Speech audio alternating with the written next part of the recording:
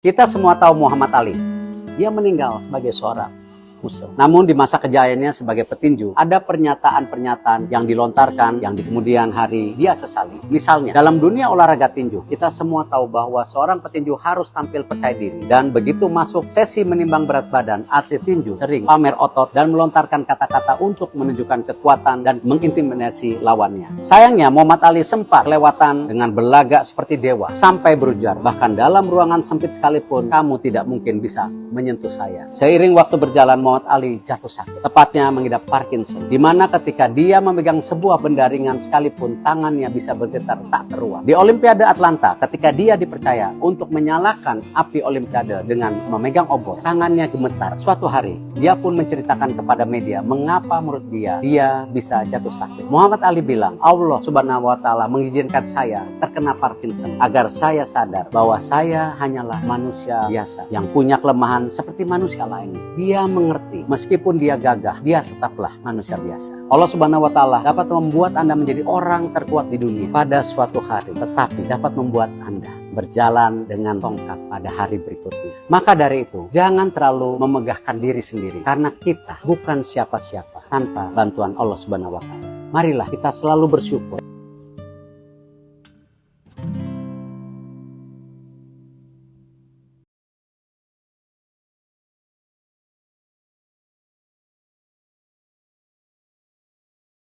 Kalau ada yang nanya gimana keadaannya, jawab aja, luar biasa. Apa kabarnya? Jawab, sangat baik. Gimana kabar kamu sama pacarmu? Lancar jaya. Masih sehat? Alhamdulillah, sangat bugar. Usahakan kata-kata yang keluar dari mulutmu untuk selalu positif, karena mengeluh itu tidak memecahkan masalah. Saat seseorang ngomongin hal-hal yang negatif, sebenarnya orang itu bakal menarik hal-hal yang negatif juga ke hidupnya. Katakanlah apa yang mau kamu datangkan di hidup kamu dengan cara yang baik. Itulah yang disebut dengan afirmasi positif. Selamat mencoba.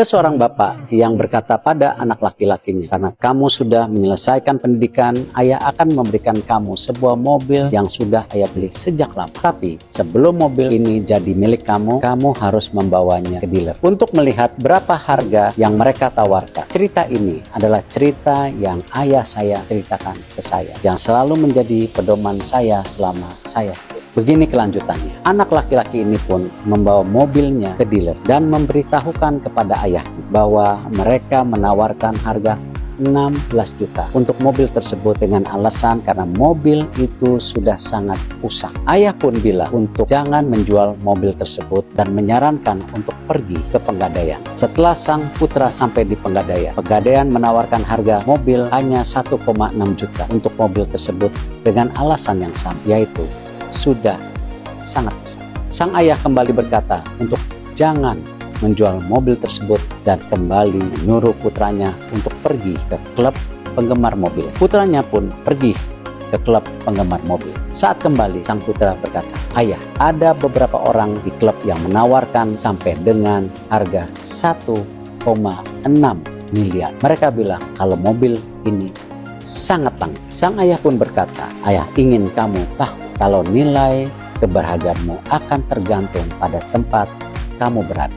Kalau kamu tidak dihargai, tidak perlu marah. Itu artinya kamu tidak berada di tempat yang tepat. Jadi, buat kamu anak muda, ingat bahwa kamu tidak hanya perlu meningkatkan value kamu, tapi kamu juga perlu mencari orang, partner bisnis, tempat kerja, lingkungan yang bisa menghargai nilai kamu. Teruslah tingkatkan value kalian dan cari orang yang tepat menghargai nilai-nilai kalian. Dan sama-sama kita bisa masuk ke era terobosan.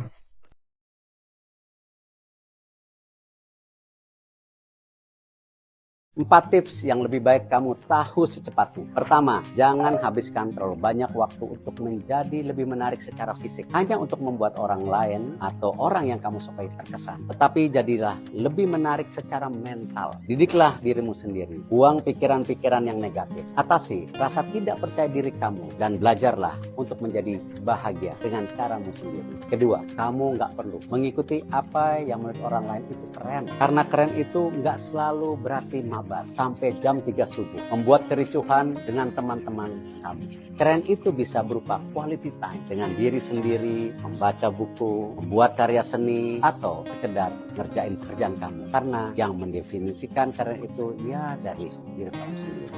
3. Antara usia 15 dan 30 tahun adalah masa keemasan dalam hidup kamu. Kamu bertemu banyak teman baru. Kamu juga kehilangan teman. Kamu membuat kesalahan dan kamu juga memperbaikinya. Kamu jatuh, kamu gagal, dan kamu belajar. Kamu menyadari bahwa hidup itu enggak semuanya sesuai dengan keinginan kamu. Kamu jatuh cinta, kamu terluka, dan kamu masih mencari jati diri kamu. Tapi pada akhirnya, kamu akan menjadi lebih kuat. Terakhir, kerjakan segala hal dengan sepenuh hati, kerjakan dengan nyali. Inilah cara kamu masuk ke era terobosan.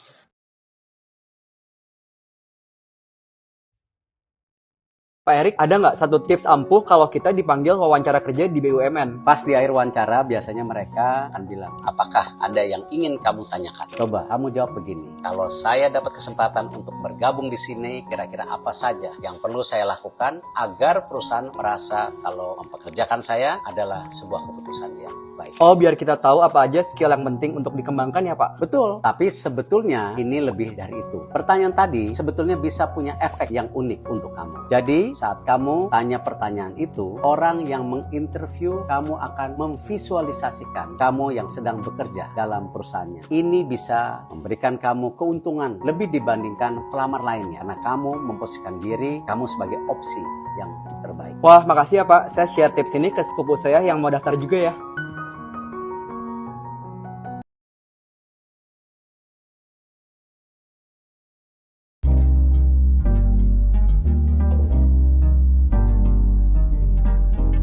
Boleh sedikit diceritain Pak, filosofi dari Masjid At-Thohir ini Pak? Ya, kalau ngelihat kenapa putih, Thohir itu kan artinya juga bersih dan suci. Betul. Lalu kalau di atas sendiri itu ada kubah-kubah, itu melambangkan 3 anak. Oh.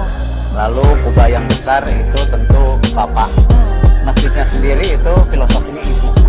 Ibu yang merangkul, menjaga kita semua. Jadi ini memang kita wakafkan untuk masyarakat sekitarnya, tetapi untuk mengingat almarhum bapak saya Haji Muhammad Thohir.